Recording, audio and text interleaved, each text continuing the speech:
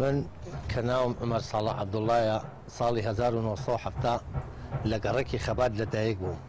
صالي 1989 دەستم کرد بەم ئیشە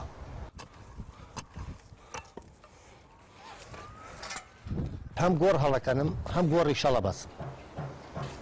زۆر جاریش کەسا بۆ نمونە من لە توبەعەتەکە لەوێ عایدی ئەوێم جەنازەی ئەو بێکەسەکانە شۆم ئەیانێنم لێرە تەسلیم بە خاکیانەکەم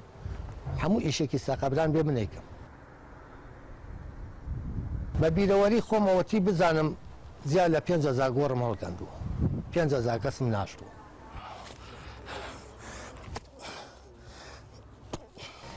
جاری وا هەیە ئێمە ئیشەکەین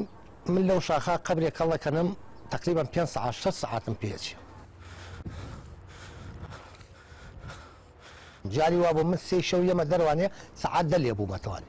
یعنی ئەو دقەی کە دەسەکەی بە ئیش هەموو گیانی ئارەقە هەتا لێ بیتەوە کە لێشە بیتوانێ ئێتر هەچی گیانتە تێک شکاوە بەسەریەکە ئیشمان هەتا بڵێ ناخۆشە بۆ نمونە ئەم قاڵبانە کە تۆ ئەیبینی ئەم قەبرانە هەڵبەساوە هەمووی بە کۆڵ سەرخراوە ئێستا زەلامانێت تووشی فەقەرات بووە ساڵێکە لە جێگا کەوتووە ئەمە قاچی زەلامێ بوو لە قەچەخانە بڕێویانەتەوە ئەوە ئێستا ئێمەش تەسلیم بە خاکێکین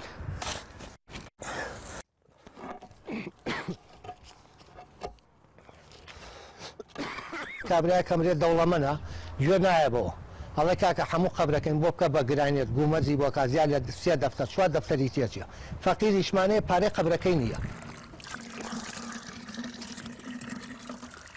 ڕووداوێک ڕوویە وەکو معجیزەیە تەبان معجیزە بوو بە لامەوانێ ساڵی هەشتاکان بوو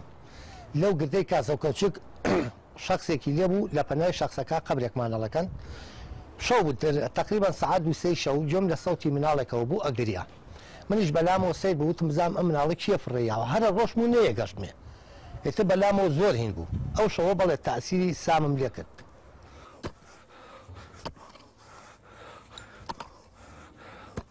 من ئەوەتی لەسەر قەبرانە زیاد لە 5,000 قەبرم بۆ خەڵک هەڵکەندووە گۆڕم بۆ خەڵک هەڵکەندووە